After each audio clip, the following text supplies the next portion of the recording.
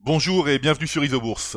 Vendredi 29 mai 2020, l'indice CAC 40 a terminé la semaine sur une forte hausse hebdomadaire de 5,64% à 4695 points, portant sa perte à 21,46% sur l'année 2020. Alors après 2 mois d'indécision, la bourse de Paris a choisi l'optimisme cette semaine en rejoignant les 4700 points, mais sans toutefois parvenir à camper au-dessus de ce niveau à la clôture de vendredi. Malgré un beau rebond de fin de mois, les courbes de pression Isobourse 5 et 20 mois restent mal orientées depuis le croisement baissier validé fin février 2020 et ne montrent toujours pas de signes d'amélioration à moyen terme. En revanche, alors qu'elle évoluait à plat depuis 8 semaines, la courbe de pression Isobourse 5 semaines a entrepris une remontée en direction de la courbe 20 semaines. C'est une bonne nouvelle, mais tant que la courbe 5 semaines évolue au-dessous de la courbe 20 semaines, il est encore tôt pour parler d'une reprise court terme. Aux États-Unis, et comme anticipé dans les précédentes chroniques, l'indice Nasdaq Composite a poursuivi sa hausse cette semaine en terminant sa course juste au-dessous des 9500 points. Alors l'indice Nasdaq Composite est donc le seul des grands indices mondiaux à avoir effacé la crise du Covid-19 en un temps record et en validant par la même occasion un croisement haussier des courbes de pression Isobourse 5 et 20 mois en cette fin mai 2020. En analysant les performances annuelles 2020 des indices européens et nord-américains, force est de constater la suprématie des indices technologiques, ici en positif, en totale opposition avec les autres indices et plus particulièrement les bourses européennes dont les pertes 2020 sont proches ou supérieures à 20%. Les marchés sont donc encore très partagés, préférant la technologie ou les biotechnologies dans le secteur de la santé, mais ce n'est pas pour autant qu'il faut se jeter sur la première action de cette catégorie. Il faut continuer à faire preuve de sélectivité, de rigueur, de patience et évidemment de prudence. Alors depuis jeudi 28 mai 2020, une nouvelle version du logiciel Isobourse est disponible avec une fonctionnalité très attendue. Alors disponible uniquement en version premium, le consensus multipériode, accessible ici depuis l'onglet recherche de l'écran consensus, permet de rechercher les opportunités et de les comparer simultanément sur plusieurs horizons d'investissement. Puissance et intuitivité sont les premiers commentaires que nous avons reçus des utilisateurs concernant cette version.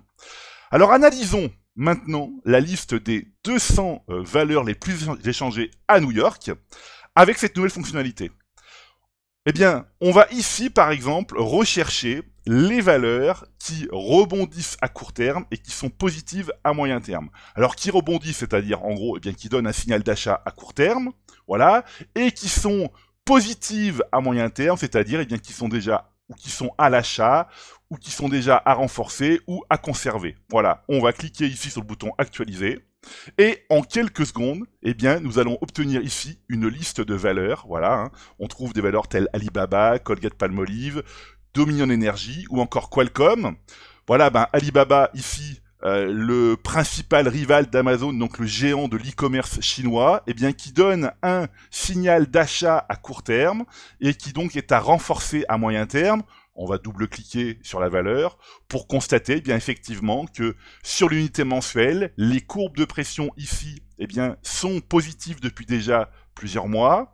Et quand on passe ici à court terme, donc en hebdomadaire, on constate qu'effectivement les courbes de pression Isobourse 5 et 20 semaines sont en train de se croiser, ou plutôt ont terminé la semaine sur un signal positif. On peut également regarder ici le fabricant de processeurs pour téléphone mobile Qualcomm, idem, qui donne un signal d'achat à court terme et qui donc est à renforcer à moyen terme. On va double-cliquer sur la valeur pour constater que ici, les courbes mensuelles, donc les courbes mensuelles sont positives depuis déjà plusieurs mois et que sur l'unité court terme hebdomadaire, les courbes là aussi sont en train d'effectuer un croisement haussier. Alors, on va effectuer le même exercice sur l'univers eurozone, donc l'univers des 200 valeurs les plus échangées effectivement en zone euro.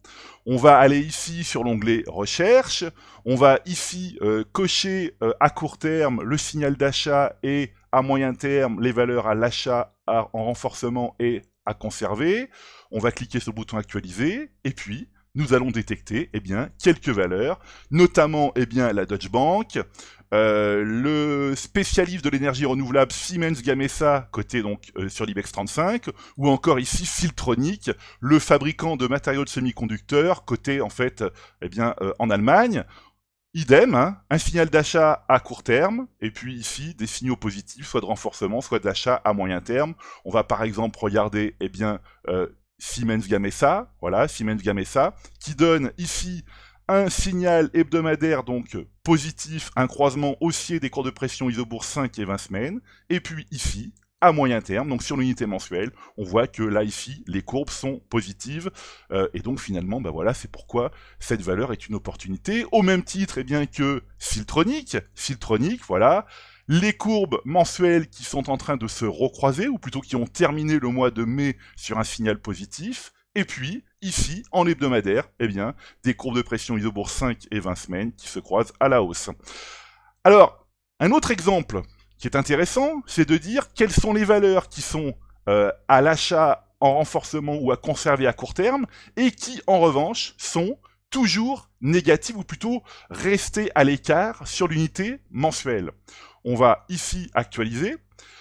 C'est pourquoi ici, on voit qu'il y a encore énormément de valeurs qui sont dangereuses. Pourquoi? Parce que un rebond de court terme, alors que la tendance majeure est toujours baissière, c'est donc un rebond de contre-tendance. Et c'est généralement dans ce genre de configuration que les rebonds peuvent échouer le plus violemment.